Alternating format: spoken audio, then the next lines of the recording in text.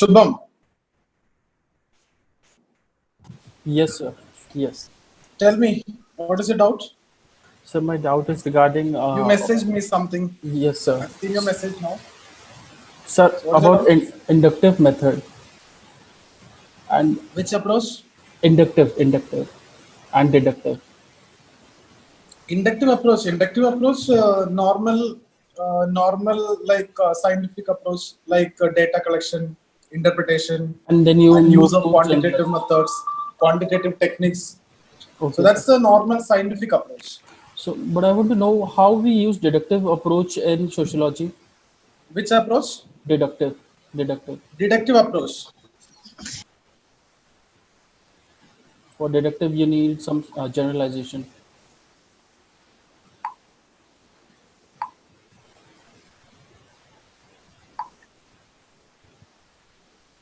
One second. Okay, sir.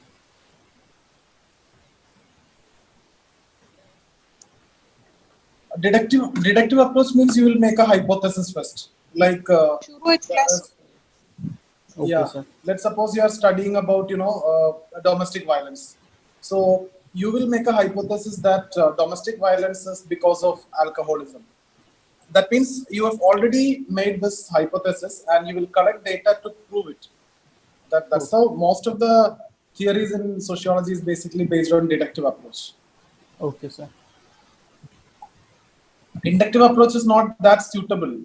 Even the statistical theories, concepts, etc., which is used by Durkheim, faced a lot of criticism because the subject matter is individual. No, Yes, sir. so deductive approach is more suitable. You cannot go for generalizations. Okay, sir. And What sir, else? Something else also was there. I don't remember. sir, it was about body of knowledge. So, Huh? body of knowledge. Body of knowledge means what is actually the content of the subject. Like physics means it is studying about atoms, etc. Right? Okay.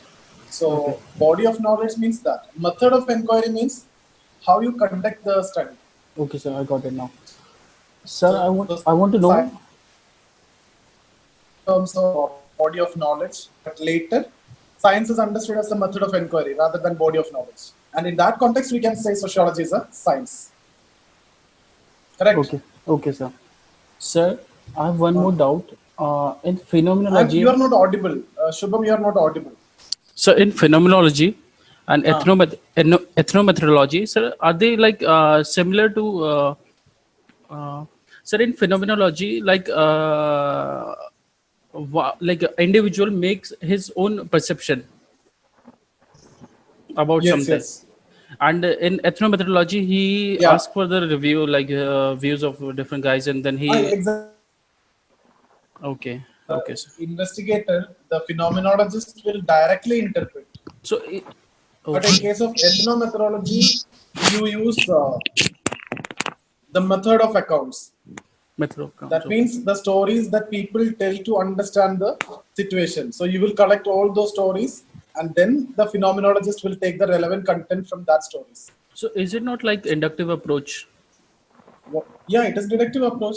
Inductive, like you ask for the No, data deductive and approach then. means it's not necessarily that process. It's like when subjectivity is involved, then also you can say it as deductivism. Okay. If subjectivity is involved, that is what deductive approach is more. Okay, sir. And even in case of ethnomethodology also, Hmm. so who is taking the final call? It is the ethnomethodologist. So something he might have already see, when you're talking about the accident, that case itself, something might have been there in his mind already, and based on that, from the collected data, he will interpret. Okay, sir. So he must have Okay, so he might have already formed thought of something in any his mind hypothesis. that it is Okay. because of some overspeeding or something will be there in his mind. And based on the data or the method of accounts, he will collect accordingly. Whatever he feel like is only what he is taking. No, so already some perception will be there. Okay, sir. Thank Okay. you, sir. Thank you. Uh, Others, can you turn off your mic? Ganga, can you turn off your mic?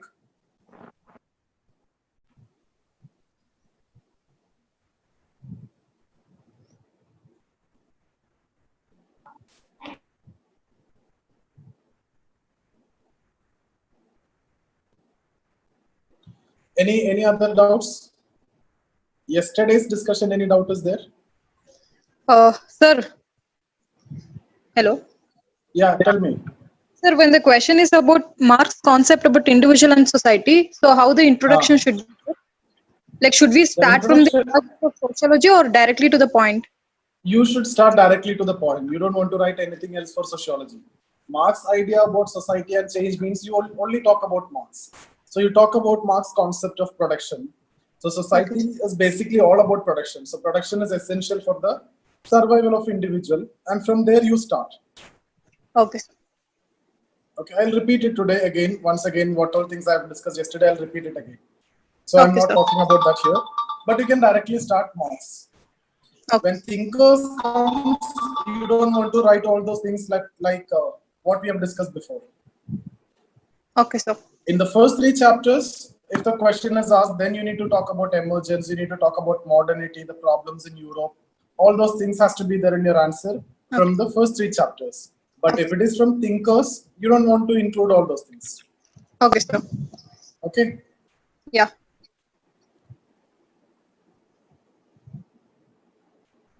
What else?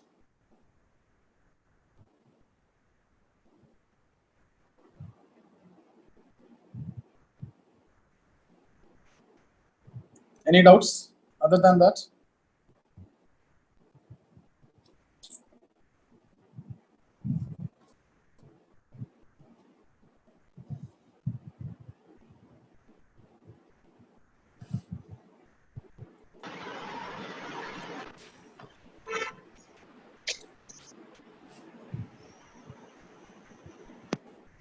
So can we start? Yes, sir. Yes, sir. Yes, sir. Okay. So we will start with yes. What I'll do is I'll try to repeat what all things we have discussed yesterday once again, so that it will be clear for you. I'll repeat what we have discussed yesterday, and then we will move to the first theory, that is historical materialism. Okay. So what we have discussed yesterday is society is all about production, according to Marx. So first we talk about production. So production is the first historical act. Production is essential for the survival. So we have talked about the importance of production in the first one or two paragraphs. So you can write about production maximum in one or two lines. What all things we have written in one or two paragraphs, you need to write in one or two lines. Then we have discussed to the production to takes place, two things are essential. What are they? Relations. Okay, man must enter into relations, and man also need to have tools, techniques, etc. Okay, so to undertake production, these two are essential, and Marx terms this as relations of production and this as forces of production. Okay, and then when we discussed about relations of production separately, I've told you there are two parts, like relation between man and man, that is a living relation between man and man. So that is like between you and me, like we have, if this is a production process, this relation. Okay, then we have also discussed about relation between man and thing. So for example, when you talk about man and man, in case of a capitalist society, it is a worker capitalist. Okay, all those relations is what you mean by man and man. Man and thing means it is between some non-living part. Like when we talk about factory and the machineries, the capitalist owns the factory and the worker don't have any ownership. So this is basically ownership relation. Okay, so when we talk about man and thing, what is important is ownership. So capitalist having ownership relation, whereas the worker have non-ownership relation. So that's what we have discussed in case of relations of production. Then when we have discussed about forces of production, what I have told you is there are two types again, like living part is there. That means man, forces of production, which is nothing but the labor force. So labor force is also very much important to undertake production, right? Forces of production. So labor force, that is a living part, and then things, right? That is the non-living part. So living and non-living part you can see in FOP. And this non-living parts means what? The tools, techniques, etc. that we are using, right? Living part, it is the workers, capitalists, entrepreneurs, everybody is part of that living part because they are all part of labor force. Things include the machines, tools, techniques, all those things. And these things, which is the non-living part of forces of production, is what Marx calls as means of production. Okay, this is not mode of production, I mean to say means of production. So we have discussed about FOP, forces of production, and ROP, relations of production. Then what we have said is, this FOP and ROP is actually form the basis of production. But when the production acquires the complex form, that means when more and more production is actually happening, what will be the situation? It will be made possible because of a lot of other elements also. Like you need more labors, so education is required. So education system will come, religion will come, okay, for emotional satisfaction, etc. Family will come, okay. So all these we will interpret in Marxian perspective. I've already given you a glimpse of all these yesterday. Religion, how is it functioning in capitalism? Because religion is opiating the masses by telling that if you suffer maximum in this world, you will get a better world, okay, in future.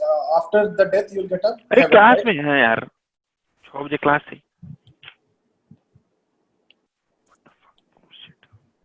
Similarly, family, what is the role of family? Actually, because of family only, you're going for work, right? So that is actually the role of family. Education, the role is basically to produce the labor force.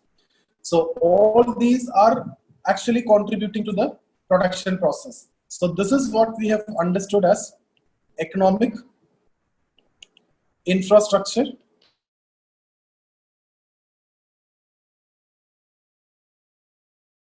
This part is what we have understood as superstructure, or you can say social superstructure. Okay. So the entire society is basically composed of, economic infrastructure and superstructure. Economic infrastructure include forces of production and relation of production. That is the most vital element in production. Others are also contributing. Like when we talk about government, political parties, all are actually established by the capitalist to suit the interest. I've told you constitution is the document of bourgeois. Parliament is the executive committee of bourgeois. All these are Marxian understanding. We will come to that because everything is understood in a dysfunctional terms, in a conflict perspective. So this is what we have discussed in case of society, and we have also seen a systemic view of society. And then we have talked about this concept that economic infrastructure, which involves ROP and FOP, and here social superstructure, which involves educational institution, culture, family, religion, all these elements. Now, who is fixing this economic infrastructure is basically creating all these superstructural elements. For example, in capitalist society, the education system and everything, religion, family, everything is actually created to help the capitalism. Okay, so what is the functioning of these elements, family, etc., the superstructure? So here, economic infrastructure shapes the superstructure, which in turn helps in the functioning of economic infrastructure. So for the smooth functioning of capitalism, all these are required. So who create this? This economic infrastructure create this. Why? It will help in the functioning. And then we have talked about being and social being. Being is the actual man, the original man. Okay, social being is the person who is in society or your position in the production process. Like the term managers, workers, doctors, lawyers, all these are social being. And that is nothing but your position in the production process. So that's what we have discussed.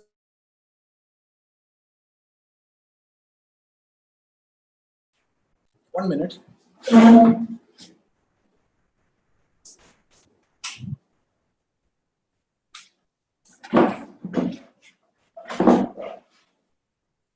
Yeah. Any doubts?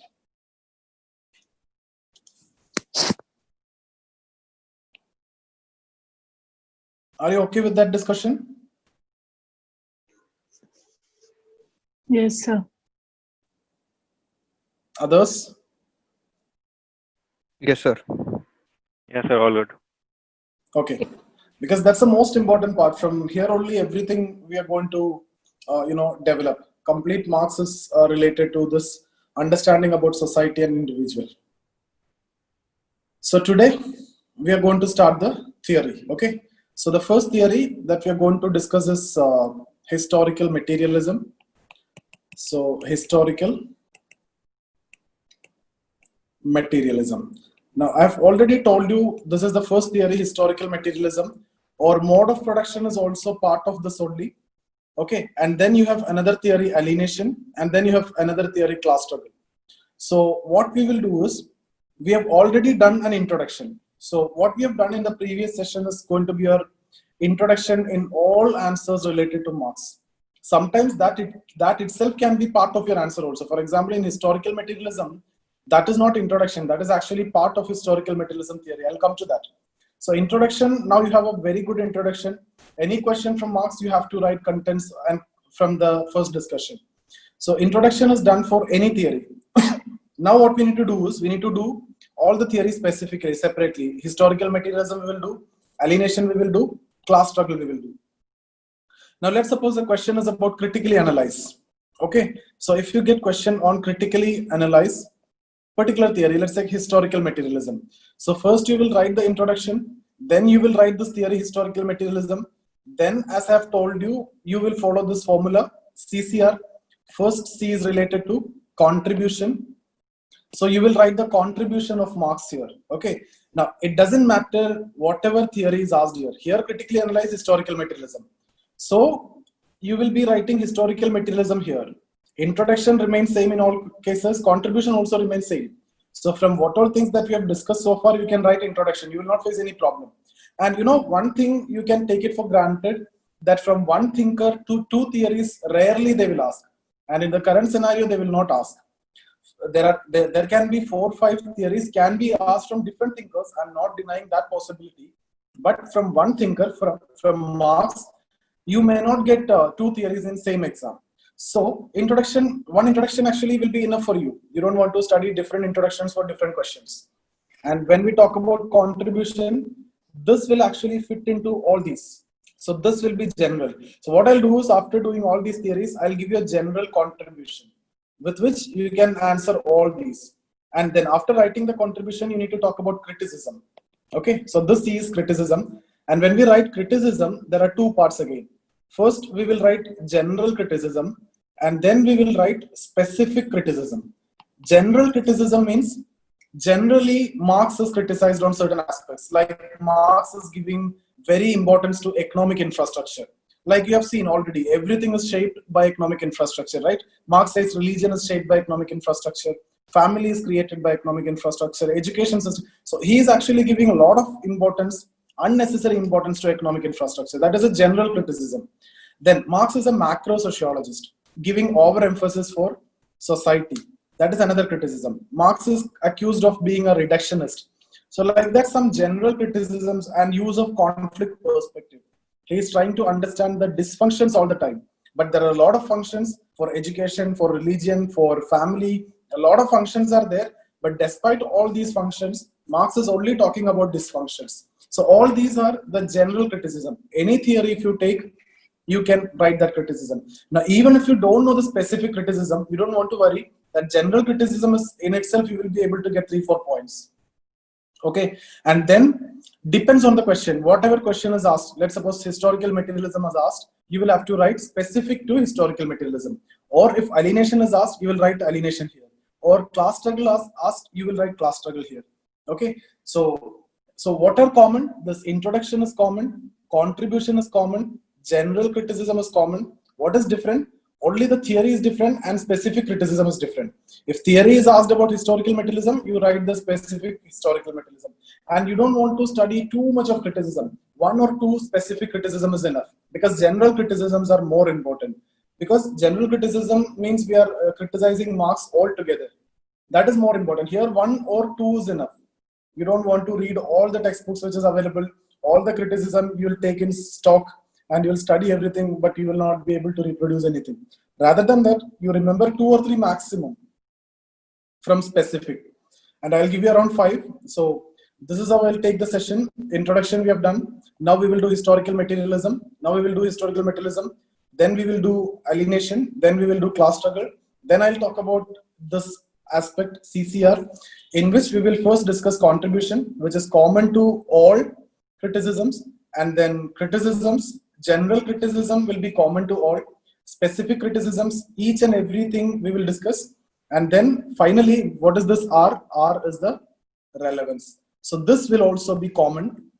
So we will tell Marx is still relevant despite all these criticism. Till the time poverty and unemployment is there. Till the time exploitation of man by man is there. Marxian understanding, Marxian ideas are always relevant.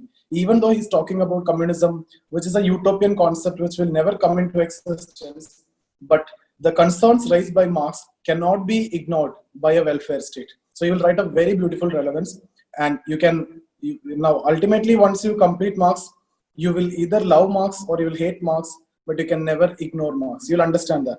Okay, so his concern towards society also you will understand. So this is how we are going to proceed. So first part we have done, introduction. That's all about production, how the production is actually happening. Now we will move on to the theory of historical materialism. So any doubt here? You want to ask me something here? Any doubts? No, sir, it's clear. Okay. So I hope you understood how we are going to proceed with this thinker, right? Exactly in the same way we will do all the thinkers. Every thinker, this is how we will have to do, right? First we'll talk about some introduction, then we'll talk about the theories, then we will go for critical analysis part. So you will have the correct content. This is what we call as integrated and systematic preparation. And that's what actually required. So I'll move to historical materialism now. Historical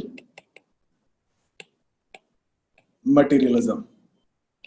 Okay. Now, his theory of historical materialism is all about, there are 2 dimensions in this theory. Okay. So his idea about society, first part is actually idea about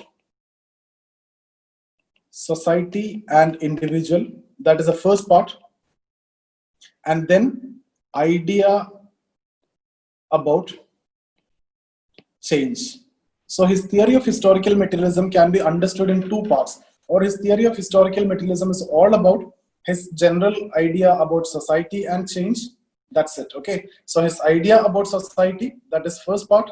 The idea about change, that is the second part. And don't you think you have already done with this part? Yes, sir. Any confusion with Yeah. this? Yes, No, sir, sir. we have. Society and individual we have done. So historical materialism, basically the first part of the theory we have done. So what is his idea about society and individual?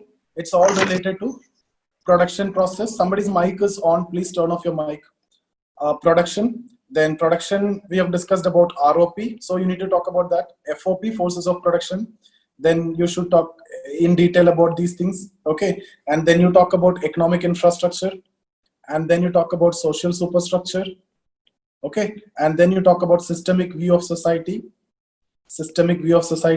You talk about being and social being. So any confusion here? That is the first part of this theory that we have done anyway. Okay. Now I'll tell you in which book this theory is there. It is basically found in the books. You need to write the book name also. Economic and Political Manuscript. Okay. So the contribution to the critique of, I don't remember exactly, the contribution to the critique of, okay, we'll see when we are discussing the PDF. Okay. So idea about society and individual, that's what we have done. Idea about change. Idea about change is like this. He understood the change in society in 2 dimensions, further 2 dimensions. One dimension is actually, so let's talk about the change here. Firstly, the changes in the existing societies. So he understood existing societies. Okay. And then he also conceptualized the futuristic societies. The problem is with this futuristic concept only. Existing societies is okay.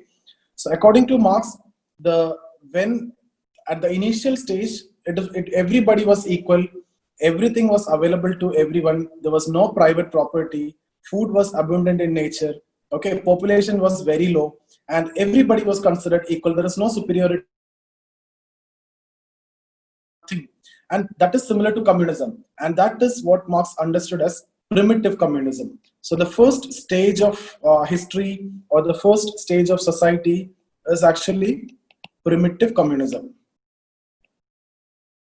Okay, so you can see from the word itself, you can understand everybody was equal. Food was abundant in nature. Okay, everybody can get food, no problem. Nobody is depending on anyone. Everybody is free. Nobody is the property of nobody. Okay, so that's what primitive communism. Then what happened is, over a period of time, population increased. Now, it is very difficult to get food because I've told you nature always imposes restrictions. So some people, when the population is increasing, there will be scarcity in food, right?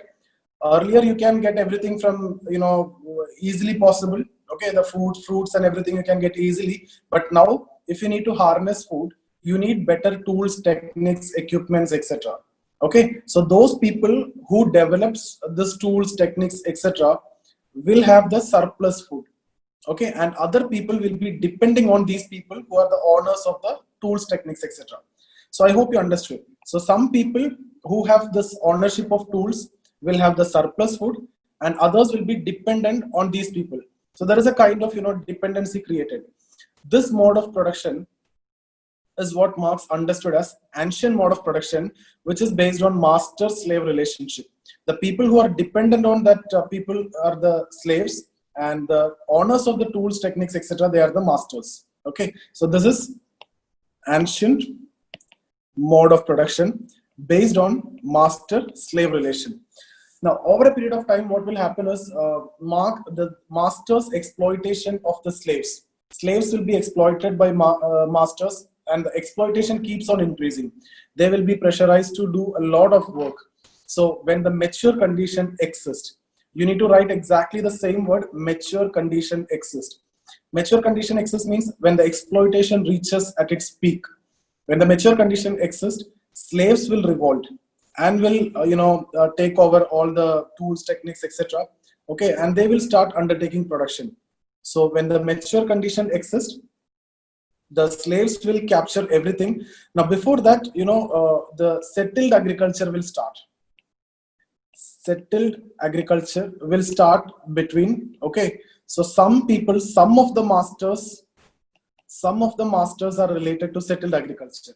So actually these masters who are related to settled agriculture, this few people who are related to settled agriculture, they aid this process. Okay, because they want basically a change in mode of production from this master-slave relationship, and eventually culminate into feudal mode of production. Earlier stage is this, then settled agriculture starts. Settled agriculture also are related to masters. So basically, some of the masters will actually force or compel the slaves to go for the revolt, and eventually they will revolt when the mature condition exists, and then feudal mode of production will come into existence, which is based on feudal lords and serfs. Okay, but here the erstwhile masters, this masters will become the feudal lord. They are the landlords, and the erstwhile slaves, okay, they will become the serfs. So still, you are dependent on these people. Okay, so I hope you understood here. Any doubt here? Sir, can you repeat it? Yeah, what I'm saying is, over a period of time, here, I'll repeat it. Yeah. All of you understood ancient mode of production, from primitive communism to ancient mode of production? Yes, sir. Yeah, then slowly during this time, the settled agriculture will start. Okay, so settled agriculture will start means, now who's undertaking production? Production is undertaken by the slaves only, and slaves are pressurized to produce more and more and more. Okay, so when the mature condition exists, the slaves will revolt, and slaves will capture everything, and they start a new mode of production, that is actually feudal mode of production. Okay, so feudal mode of production is based on agriculture only. So who will undertake production here? Slaves only undertake production. They know the techniques and they know the strategy, everything. But still, in feudal mode of production also, these now feudal mode of production, it is feudal lords and serfs. Just the name is changing. The slaves become serfs, and the masters, erstwhile masters, becoming feudal lords. Okay, but here what will happen is like this only. These people, the serfs, are still dependent on the masters or the landlords in terms of land and protection. Land is with these people. So if you need to undertake cultivation, you need land. You know the techniques and everything. Serfs are the actual producer, but you need land, and you need your produce to also be kept in some safe places. For that, basically, they need land and protection, and for that, they are dependent on the lords, feudal lords. And for this, what the feudal lords will charge? Feudal lords will charge some commission, like taxes. Okay, so over a period of time, what will happen? Initially, it will be like 1/3. Okay, then it will be 2/3. Then it will be slowly increasing, and around 80%, 90%, like this. So the exploitation here will increase in terms of increasing demand for more tax. More tax means a part of produce. Okay, so with time, lords keep on demanding more from the part of produce. So that is what you mean by exploitation at this mode of production. Okay. Sir. Okay. So Sir, what as I'm you saying said, is, hello. what I'm saying is, primitive communism, this is the first stage. Everybody is equal. There is no class, nothing. Then we discussed about ancient mode of production. It is based on masters and slaves. Masters are the owners of tools, techniques, etc. Slaves are those people who are dependent on masters. Now, by this time, some settled agriculture will start, and the slaves will be forced to cultivate in the land. So slaves will be pressurized more and more to produce. So ultimately, when the exploitation reaches at its peak, slaves will revolt, and they will enter into a new mode of production that is related to feudal mode of production. Okay, but ultimately, what is actually happening is the erstwhile slaves become serfs, and erstwhile masters become the landlords. They have the ownership and everything, right? But slaves know how to undertake production and all. So they start doing the production, but still serfs are depending on the lords in terms of what? Land, in terms of protection, etc. So by offering this land and the protection, they charge certain commission, or we can say tax. Tax is actually part of the produce, and slowly it will keep on increasing, and it will reach to 70%, 80%, 90%, like that. So when it reaches it at its peak, again, when the exploitation of this mode of production reaches at its peak, the serfs will revolt.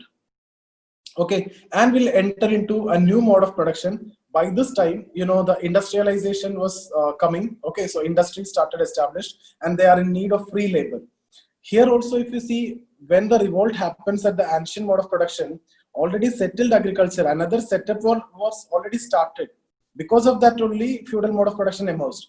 Now, within feudal mode of production, another setup is starting that is related to industry. So people are now attracted to industry because you don't want to be tied to the land. In case of feudal mode of production, the serfs are tied on the land. You have not much choices. But in industry, you can sell your labor, you can get wages. Whenever you want to go, you can work. Whenever you don't want to go, you don't want to go. So all these freedom is available when it comes to industry and capitalism, etc. Okay, so from here, after the revolt, the new mode of production will come, that is capitalist mode of production. So capitalist mode of production. Okay, so in capitalist mode of production, two classes will be there, that is capitalist and workers, or bourgeois and proletariat. But broadly, if you take any mode of production, there will be haves and have-nots, or there will be upper class and lower class. Only talking about in all modes of production. Haves and have-nots will be there, or upper class, lower class will be there. So here you can see in capitalist mode of production, capitalist or worker, or bourgeois proletariat. In case of ancient mode of production, it was masters and slaves. In case of feudal mode of production, it was lords and serfs. Okay. In case of capitalism, this one. In case of primitive communism, no class. Everybody was equal. So are you able to understand this much? Now, when it comes to capitalism, the exploitation is so high. Okay, even though you think that you can go for work and you can get salary, you can get wages, but for everything you are actually depending on the capitalist, because whatever you need for your living also need to be purchased from the market, and nobody will sell to you without money. So for everything you need money. So work is actually a compulsion. It is not a matter of choice. So you have to go for work and you need to be exploited, and you will get some minimum wages, and then only you can survive. So work is actually not a choice in capitalist mode of production. It is a compulsion if you need to survive. And because of that, the exploitation, when it reaches at its peak, what will happen? Workers' revolution. Workers will revolt and capture everything. Every machines and every facility, workers will capture.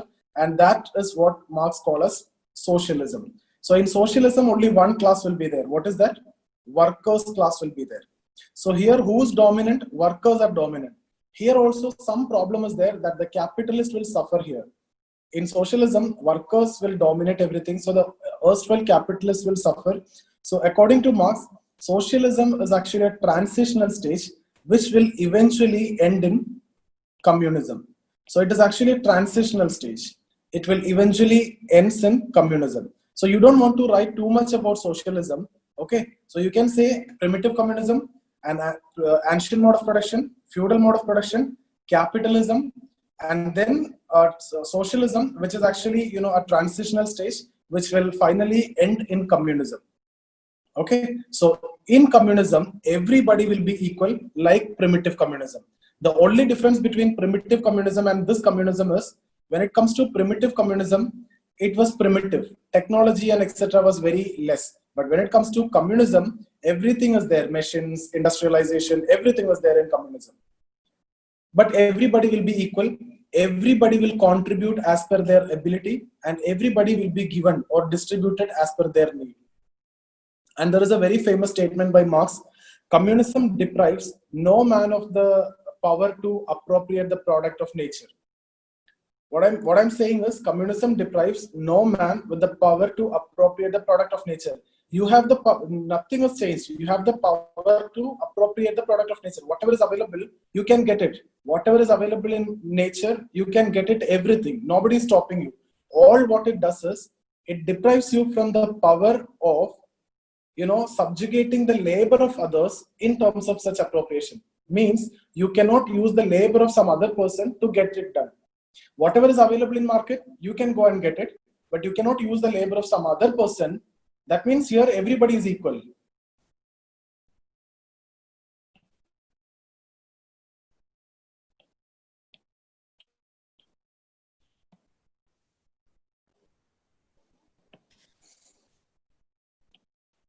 Here everybody is equal. Okay. So I hope you understood. Is there any doubt here? Any point you need to discuss further? So Yeah. I didn't understand the transition between stage 4 and stage 3 and stage 2, stage 4. That is from feudal mode to capital mode. Feudal mode to capital mode means feudalism is all about agriculture, right? So in agriculture, what is the problem is actually people are tied on land. The serfs are tied on land. And at that time, what emerged? Industry emerged. Okay, so industry need what? Industry need free labor. Industry need a free labor. So actually, some of the members of this lords, feudal lords, are the agents of industry or the capitalism. So what they will do is, they will aid the revolt between the serfs and lords. So actually, if this is the section of the lords and this is the serfs, there will be a revolt between them, right? When the mature condition exists. But that is actually supported by this few people. Okay, this few people who are the agents of industry, because they need free labor. They need these serfs to be freed from the land. So, and that is the reason why I have told you, erstwhile serfs ultimately becoming the workers and the lords becoming the capitalist. The lords become the capitalist in the new mode of production. When they revolt, they will enter into a new mode of production, that is capitalism. But who is the capitalist? No serfs will become a capitalist. It is the feudal lords will become a capitalist. And that is why eventually, even though you are revolting, you are serving the interest of the lords. You are serving the interest of these people. Okay. But in capitalism, when workers are united with appropriate system of ideology, then you will be transforming it to communism. And socialism is an intermediate stage. It is actually a transitional stage. And more you will understand the process of this class, all these revolt, no, this that we will discuss in class struggle.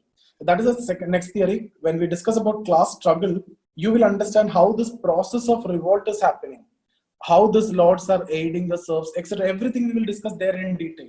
Again, the same thing only. When we discuss about the theory class struggle, what was the class struggle in ancient mode of production between masters and slaves, and feudal mode of production in capitalist mode of production? That's what we are actually discussing in class struggle also.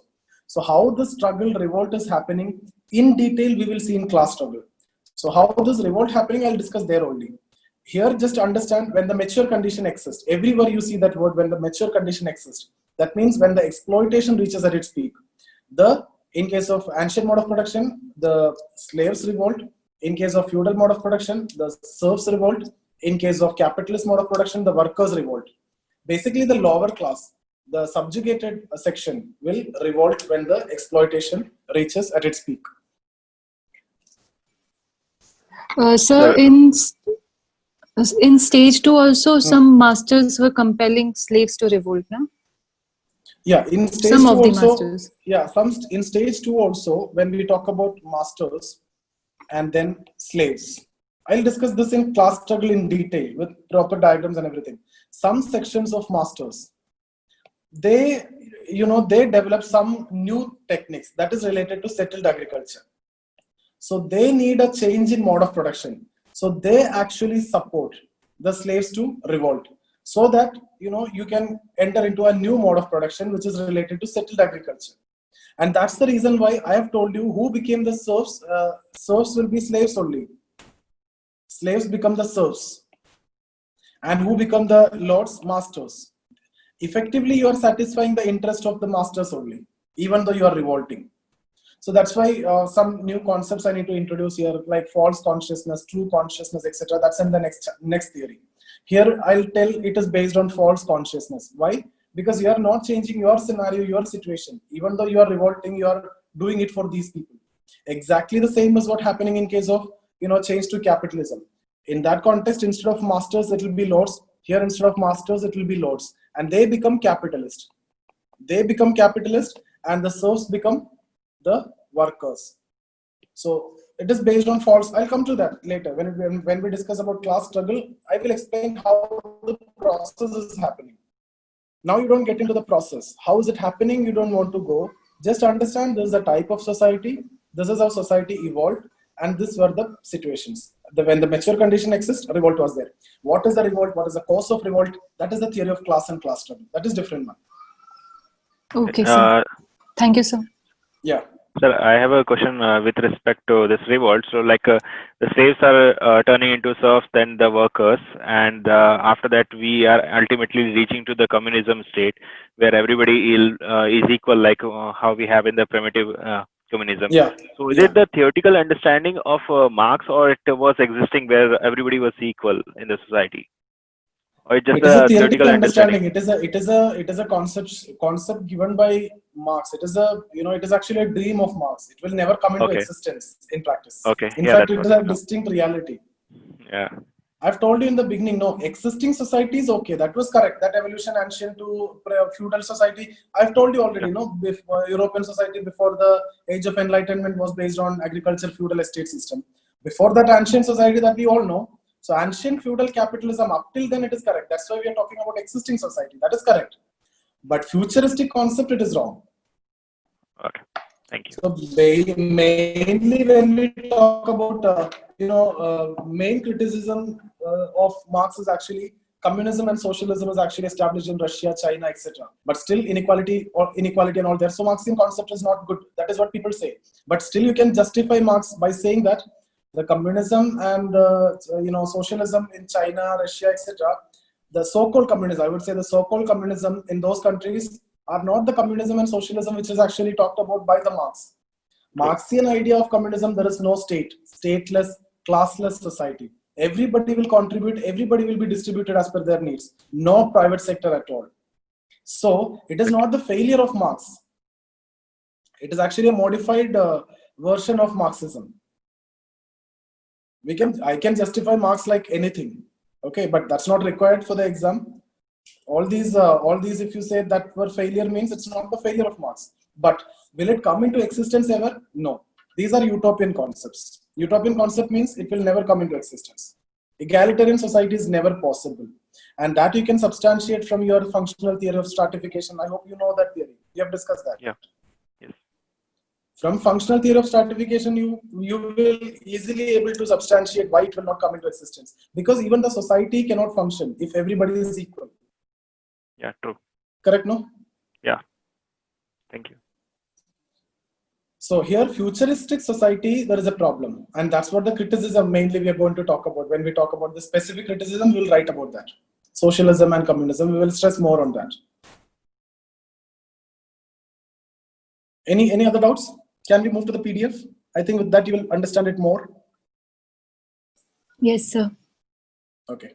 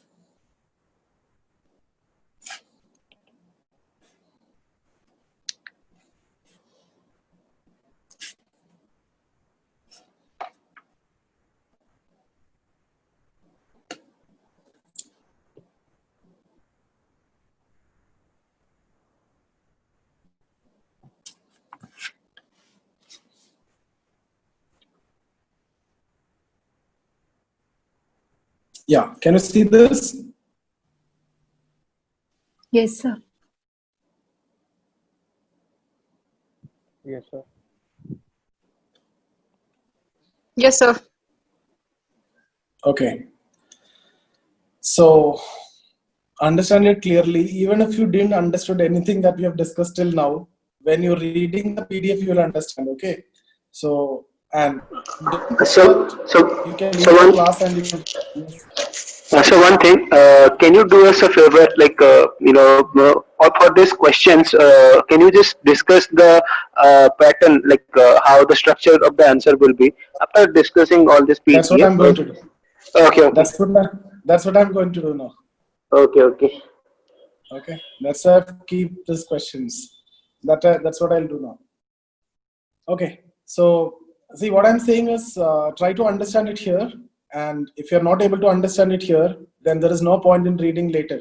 You will not understand ever. Okay. So try to understand, give your concentration here. Don't think that PDF is with you and you can read later, you can understand. So at least in the thinkers portion, it will be very difficult for you to understand later. You can understand, but we can make it simple if you can listen to the lecture completely. Okay, so first, theory of historical materialism. That is direct question. Theory of materialism, you will talk about, as I told you, his historical materialism is all about his idea about society and change. So you need to talk about his idea about society, you need to talk about his idea of change. Critically examine Marx's theory of historical materialism. I've told you, first you will be writing the introduction. Okay, then you will write theory of historical materialism. Then you will follow CCR. Contribution, criticism, in that general criticism and specific criticism, then relevance. Okay, so this approach you will follow. The contents I'm going to give you now. CCR content I'll give you later towards the end of this chapter. Okay, then you can see here, discuss Marx's view about society and what according to Marx is the cause of change in society. So here they're asking it as two parts. What is Marx's view of society? That's what you have done yesterday. And what we are going to do today, both together is what is actually historical materialism. Okay. Then discuss Marx's theory of mode of production. Mode of production means I've told you already yesterday, this is nothing but society only. So discuss Marx's theory of mode of production or society. That means his idea about society and change. Simple. And highlight the significant features of the forces and relations of production. You know that. Marx theory of society, all this both are same. Marx theory of society, Marx theory of mode of production, Marx theory of social formation. In different exams, they just ask in different words because Marx is talking about all these words. Okay, so all these are one and the same. Okay, we can start now. Marx theory of historical materialism deals with his general ideas about society and change. So general idea about society and change. Marx never used the term historical materialism. Instead, he frequently used the materialistic conception of history for explaining his views. His ideas about society are contained in all his texts. That's why I've told you any answer you need to write about Marx, you need to write about his idea about society. But the purest exposition of his theory is found in the book, Contribution to the Critique of Political Economy. Okay, you need to write the book name like this. Even the year, if you can write, it will be fine. At least the name you should write.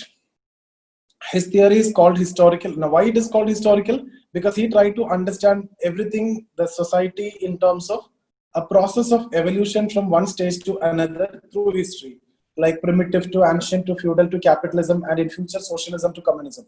So he is actually trying to understand from the process of evolution, and that's why what perspective Marx used here is actually evolutionary perspective.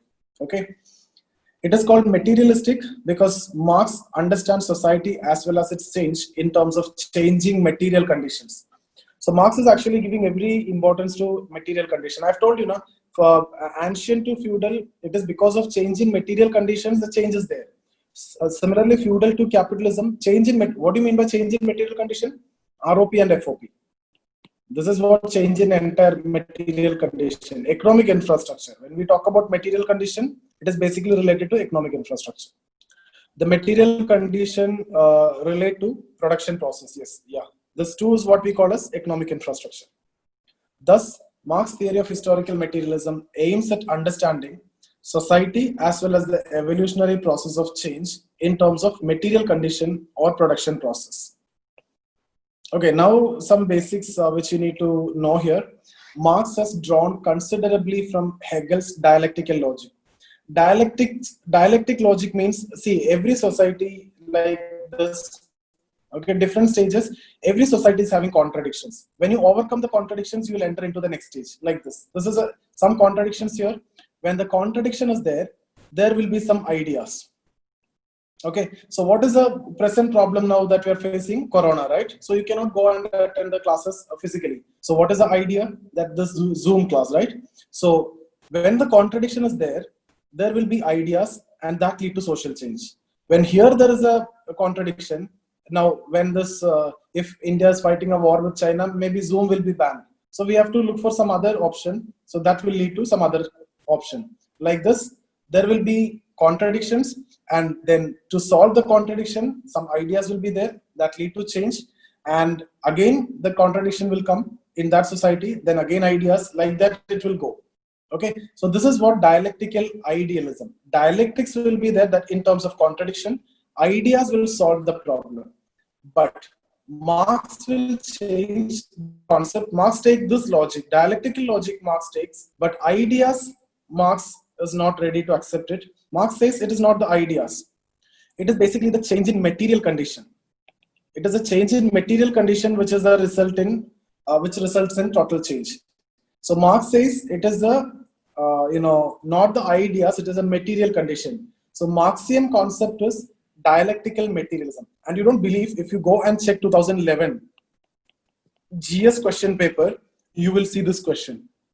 Marx theory is based on which concept? It is dialectical materialism. Dialectics from Hegel and materialism, Marxian understanding. Why materialism? Because for Marx, material condition means FOP, ROP, right? Force of production and relation of production. That is the economic infrastructure. And for Marx, ideas fall in where? Superstructure only. So that's why Marx is giving importance to economic infrastructure. The ideas resulted in the minds of the individual as a result of economic infrastructure. That is what according to Marx. So he denied this concept of idea, rather he go for material condition. And his understanding is ideas will generate, material conditions will generate ideas. But the opposite may be more better, more true. We don't want to discuss about that now. Okay, so Hegel's logic. Similarly, Marx's emphasis on materialism is a modified form of Feuerbach's anthropological naturalism. You don't want to know that. According to Marx, the material forces only constrains the choices available to individual, and individual can decide within the constraints. So always some constraints will be there, nature imposed constraints, and you can do something within the constraints. You can modify that, all those things we have discussed yesterday.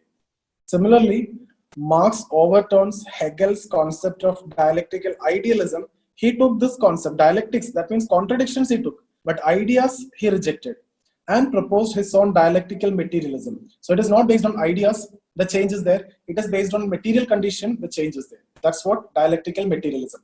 Dialectics means contradictions. Materialism means the material condition.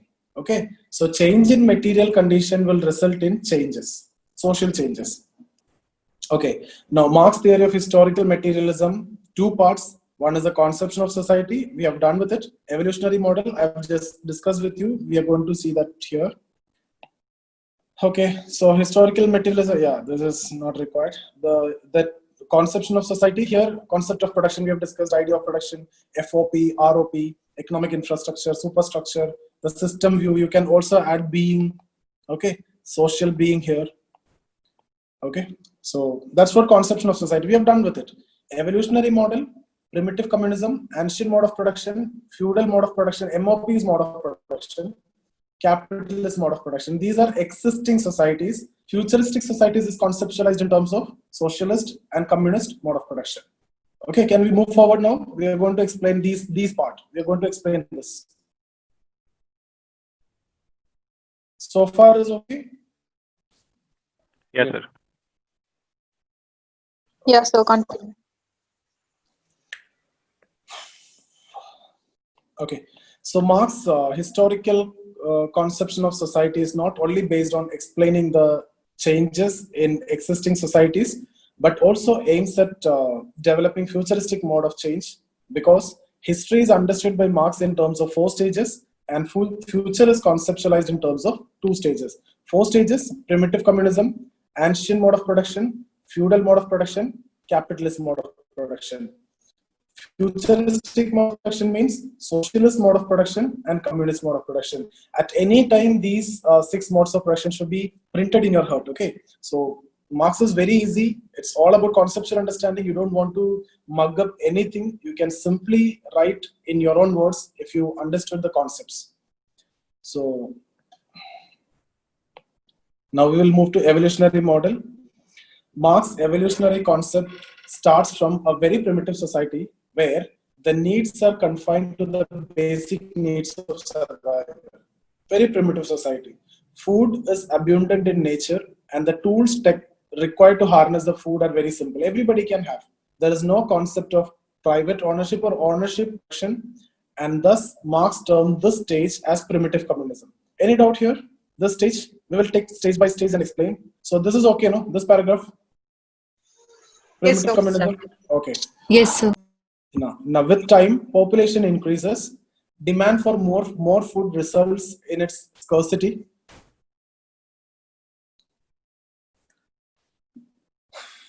To meet this demand, new tools are devised, and it is also required, which are owned by few. Okay, so some people now have some advantage, right? So some people have some advantage. The owners of these tools also control the surplus food. Now they have surplus food, and others are dependent upon them. With this, a new mode of production, ancient mode of production based on master-slave relation, come into existence. Any problem with this? Simple, population increased, some new tools are devised. So those people who own the tools, they had the surplus food, others are dependent on them, so master-slave relation. Okay? Okay, sir. Yes, sir. Further, as population increases, slaves are pressurized to produce more and more food. Okay? So slaves are pressurized to produce more and more food. This results in ever-increasing exploitation of slaves. Masters becoming more powerful and slaves becoming more powerless. Now, within the ancient society, a new forces of production relating to settled agriculture emerged, and slaves were compelled to work on the land without any incentives. And when the mature condition, this is the most important line, any mode of production, the change, you need to write this. When the mature conditions exist, slaves revolt and take control of these new forces of production. Thus, the struggle between masters and slaves culminate into a revolt, leading to initiation of a new mode of production, which Marx termed as feudal mode of production. Okay? Okay. Any doubt? No, sir. Okay, so here the erstwhile slaves become serfs. Even though revolt is there, they becoming the serfs who undertake cultivation, and the former masters continue to dominate and they become the feudal lord. Serfs exist as independent section of population. Now they are not the property of any, but still within the society, but are still dependent upon the feudal lord for land to undertake production and to save the produce also. So for land and protection, they are depending on the lords. Serfs pay a part of their produce to the lords in the form of taxes for this land and protection. With time, the demand for increasing the high tax results in the exploitation of serfs and the consequent struggle between the two. So over a period of time, tax will increase. Now within the society, at this time, new forces of production relating to factory system emerged. Just like in ancient mode of production, settled agriculture emerged. Now here, in feudal mode of production, factory system emerged. Because when these are emerged, these earlier slaves had some choice, right? They can opt out of it. Now the serfs also have choice now. They can be a worker. That's why the revolt is actually happening. Mature condition means other opportunities are present. At the same time, exploitation also reached at its peak. Both are there, okay? So emerged, which is based on wage system. And when the mature condition exists, serfs revolt and moves towards factories for work. With this, a new mode of production termed by Marx, this is not named, termed by Marx as capitalist mode of production based on capitalist worker relationship emerged. The capitalists were erstwhile feudal lords and the workers were erstwhile serfs. So it's like this, masters and slaves, this masters becoming feudal lords and serfs, slaves becoming serfs. This lords becoming capitalists and they becoming workers. And socialism, what will happen? Only one class, that is workers. And when it comes to communism, there is no class. Everybody will be equal. And in the beginning, there is no class. Everybody was equal.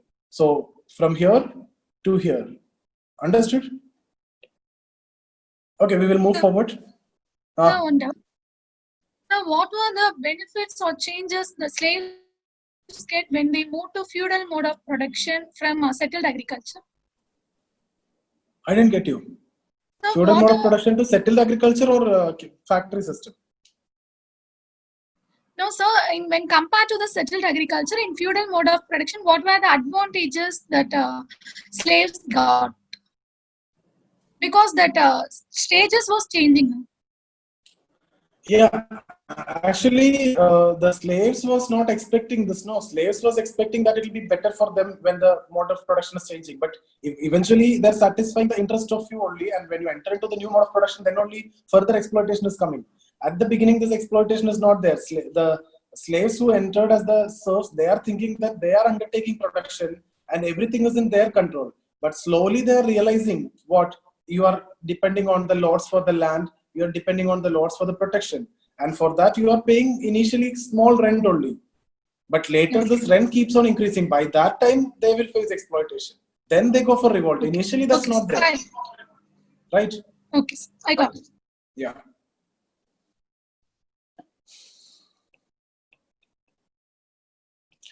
Workers work in factories. They are free to work.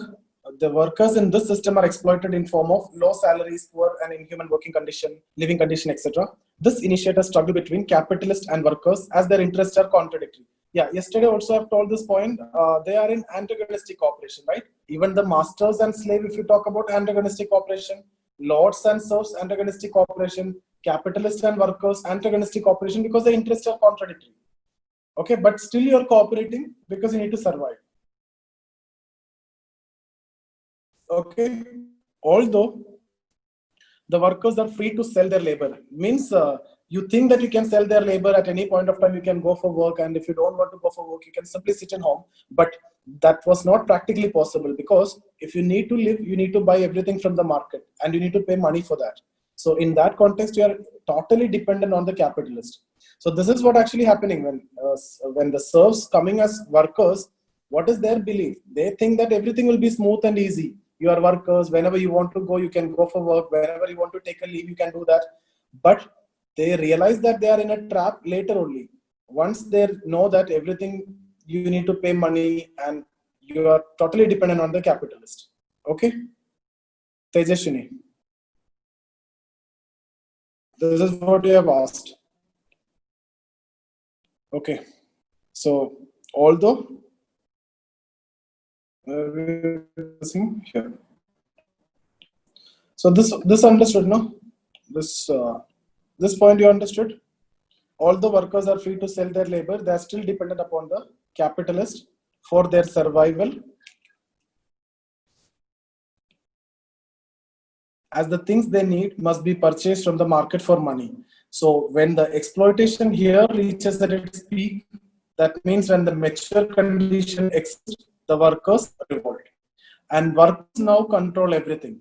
All the resources with abolition of private property, there will be a rule of workers and resources will be distributed as per your own needs.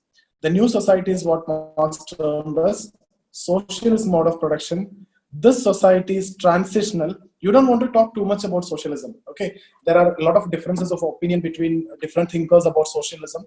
So don't talk too much about socialism. Communism, if you want, you can discuss more. And eventually result into communism, when the workers will renounce their power. So socialism, who is powerful? The workers are powerful. So they may, the erstwhile capitalists will face some problem in socialist mode of production actually. So here workers will also renounce their power and people will be free in the real sense. There will be no state and no distribution of power. Marx states that, this is what the statement I've told you, communism deprives no man of the power to appropriate the products of society. That means you can take anything from society, no problem. You are not deprived to take anything. But what is it done? All what it does is to deprive you from the power to subjugate the labor of others. You cannot subjugate the labor of others. You cannot make someone, to do your job, okay, by means of such appropriation. To get it done something, you cannot approach or you cannot use the labor of others. That's what all about communism. That means no exploitation. Thus, the dynamic model of society is based on the following propositions. You see these propositions. If you have any doubt, we will discuss. If you can understand all these 5 points, then you understood the theory. The continuous changes in forces of production and relation of production in response to change in material condition. Yes, right? Primitive to feudal, there is a change in forces and relations. Feudal to capitalism, there is a change in forces and relations. Relations are changing because in feudal, in capitalism, it is capitalist and workers. Similarly, forces are changing. It is related to settled agriculture. This is related to industry. So the tools, techniques, etc. are different. So change in material condition, these two are changing. Again, continuous struggle between two broad classes up till capitalism and abolition of these systems in socialism and communism. So what are those classes? When you see primitive communism, no classes, you can draw this table over there. Ancient mode of production, not means, this is mode. Just write MOP, mode of production. So ancient mode of production, masters and slaves. Feudal mode of production, serfs and lords. Capitalist mode of production, capitalists and workers. Socialism, only workers. Communism, there is no class. Okay. And then a continuous struggle between nature will finally end in communism. Continuous struggle to resolve the contradictions of the preceding stage and the process will end in communism. Continuous struggle between one's being and one's social being ends in communism. So there's a statement. Generally, you will get questions in terms of statement and you need to interpret the statement. Okay. So here, there is a statement which I've given here. Man make their own history, but they do not make it just as they want. They do not make it under circumstances chosen by themselves, but under the circumstances directly found, given, transmitted from the past. So that's about social change only. That's about the theory of historical materialism. Any doubts? Sir, third point, there is a point saying, go down, please. Page number 4 or 5. What is the Third point point? is there. I've opted out of it. I don't have it now. Yeah, so that is with respect to that communism, when communism comes, right, the struggle between the man and the nature will end. So how it will end the struggle between the man and the nature? I mean, like in Yeah, the nature, actually, it from has, primitive communism to each and every stage, the way you produce things are improving. The forces of production keeps on improving. And almost now there is no competition. In communism, there is no competition. Okay, and already you reached a better technological level, better advancement level. The primitive communism and the communism is totally different. In primitive communism, you are facing a lot of challenges from nature. But in the communism, you are not facing any challenges because you are already better equipped to control everything. okay, but the changes that we are that are happening in the society, right? That is bringing the changes in the society, not with respect to the nature, right? I mean, like anything from the nature's perspective, it is not bringing any change. So No, even if we, Marx is of the opinion that when we reach to that level, we will be equipped with everything to handle society, to okay, handle nature, to handle everything. oh, okay, Okay, when you reach to that level means we would be matured in all these levels. okay, Okay, so got it. nature cannot be any more. Nature cannot impose any more restriction at that level. Sir, I have a doubt. It is regarding 5 in the PDF. It is related to being and social being, which is ended. So, how does social being get ended? So, Because what we discussed as social being is the terms, the position in the production process, right? Like managers, workers, capitalists, etc. The classes will not be there in communism, so there won't be any social being. Everybody will be same. You will not be termed as upper class, lower class. that means you're saying everybody will be managers like that. No, not everybody will be managers. Everybody, it's a classless society. When we talk about social being, we are actually reflecting in terms of class, right? Workers, capitalists, managers, doctors. So no, nothing. Everybody will be equal. Everybody will contribute as per their own needs or their own capacity. So everybody's contribution is considered equal. So nobody is superior. So there is no social being. Everybody can contribute to the way they want. And I've told you, being is a creative humanism. So whatever creativity is there, you can express that in communism. But again, don't get into that. All these are theoretically only, never practically possible. These are utopian concepts. It is never possible. Okay. Don't break your head for communism. Okay, don't do that. Sir, I have a doubt. So, what will And the communism, even the communist, the so-called communist, especially this communist people, they also don't know what I'm talking about. Now you know the communism, so that possible. Yeah, tell me, Shubham. so what will be the role of capitalist in socialism? Yes. So, what will be the role of capitalist in socialism? Like the workers will take over every means of production, modes of production. Then, what will be their role? Capitalists. No, I didn't get you. Please be a little more loud. Sir, I want to say, sir, what will be the role of capitalist in socialism? Like, since the modes of No, production will, sir, I role didn't of. get. You want to say or you want to ask something? I want to What ask, are like, you saying? I want to ask, what will be the role of capitalist in socialism? There is no role for capitalist in socialism. Like socialism is a transitional stage. So So what will be? capitalists will be overthrown. Everything will be captured. All the resources will be captured by the workers. And capitalists will face some trouble from workers. So will It they can be a become? brutal. It can be a brutal transformation also. Okay. Okay, so capitalists will be troubled at that stage. That's it. Or Because will workers will they control also everything. join the Workers will workers? be more. They may not join the workers. Workers will consider them as class enemy. Okay. Okay. So they will suffer actually in that time, and that's why it is a transitional phase. Over a period of time, workers will also renounce their power and will end to communism. Okay. In socialism, workers control everything. Workers are more powerful. They capture all the resource. Now, that can be a brutal transformation also. And in fact, when you're writing your answers, now for your understanding, it's okay. When you're writing your answers, you don't want to talk too much about socialism. Just write it as a transitional phase. Okay. Thank you. Yeah.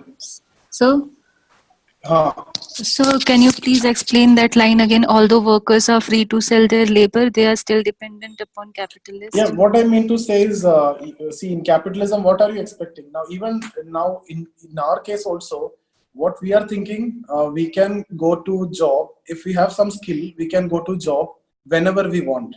Okay. And if we don't want to go to job, we can sit in home. But is that really practically possible? If I need to survive, I need money. So do I have, literally, do I have a choice to sit in home? No. I have to, I am compelled to go and work. Otherwise, I cannot survive. My family cannot survive. So that's what actually happening in capitalism. When in the feudal mode of production, it was a misconception that the serfs had, that in capitalist mode of production, in industry setup, it is based on wages. So you can go whenever you want to work, and you can work, you can get the wages, and it's done. But practically, that is not possible. If you need to survive, you need to work, you have to get the wages, and you have to buy things which is required from the market. Everything depends on the market. Everything depends on demand supply.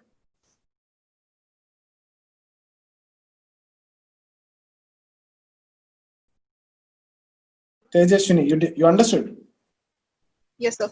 Sir, and I have one more doubt. Sir, from stage 2 to stage 4, that is from master to peasant to till the socialist, we are seeing that the lower class people are being deteriorated. So how come? So what's the reason for immediately, like communalism took place, right? So everything become equal. There was no class. So how is that possible, sir? What is the reason for that? It is not possible. Only Marx saying it is possible. Okay. It is not possible. It is a utopian concept. That's a dream of Marx. It is never possible. Okay. You can dream anything, no? You can dream anything. Yes, sir, it's true. It can't be possible in a practical way because, see, if everyone will be equal, then no one will be, like, suppose I will be in the same position with you. So, if suppose you are trying to do, some productive work also, I may contradict in that. I may tell my own opinion, which is not going to, fruitful. So that is not Yeah. possible. Anyways. Yeah, that's what we have discussed in stratification chapter. If everybody is equal, if everybody is left out to do whatever they want, then the entire system will collapse. There will be a total social disorder. If all of you are, see, when I'm talking, nobody is speaking. Why? If I'm allowing everyone to speak, then do you think this will work? No, that is the same. Okay. Thank you. So that won't come into existence. That is never possible. That's a utopian concept.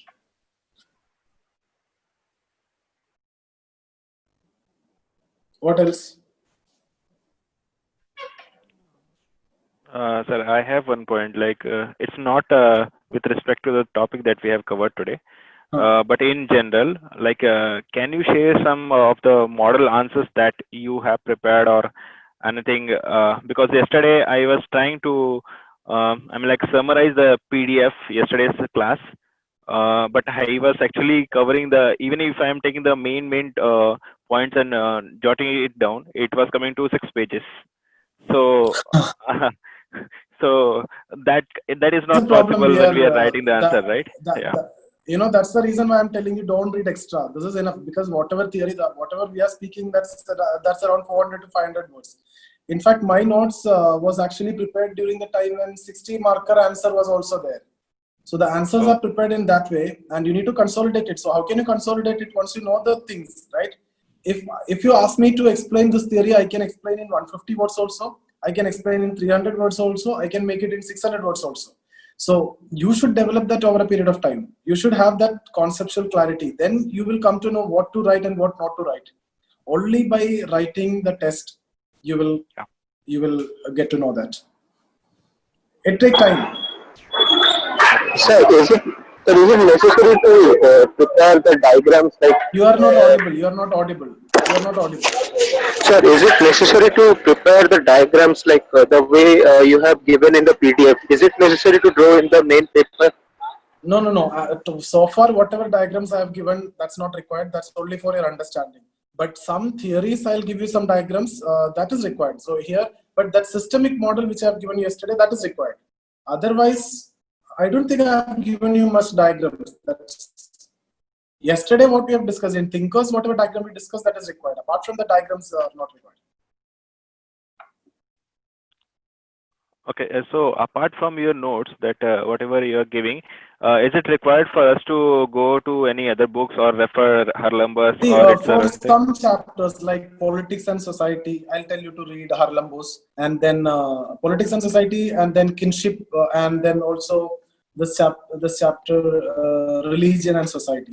Harlambus you can read, and there is one more book that everybody know, Essential Sociology. Okay, Yeah. So the advantage with that is the contents are not that great when it comes to paper 2, and thinkers not that great. But some chapters like chapter 3, chapter 4, you can get some thinkers.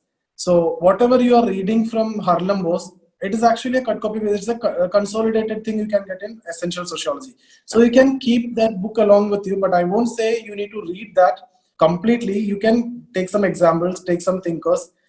In fact, if you are going with our notes, no, it will be easy for you to understand Essential Sociology, because both of us teachers were actually same. I have studied under Praveen Bansal sir, and that person Nitin Sangwan was also a student.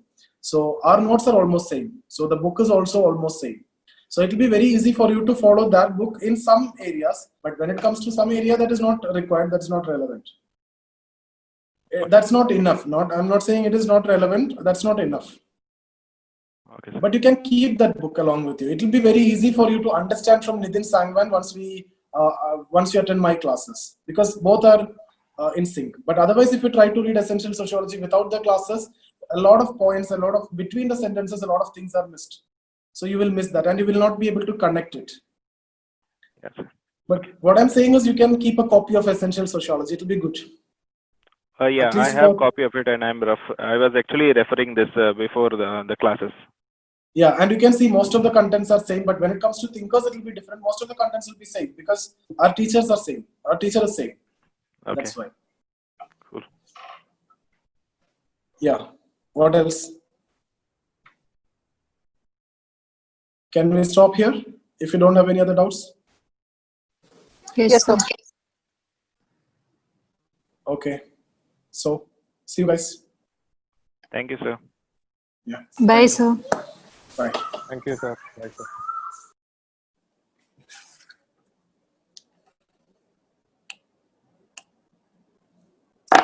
So that's about the session. I hope you understood everything that we have discussed today. If you have any doubt in any of the videos that we have discussed so far, you can get in touch with me here. That's my Instagram ID. Okay. Or you can join the Telegram channel.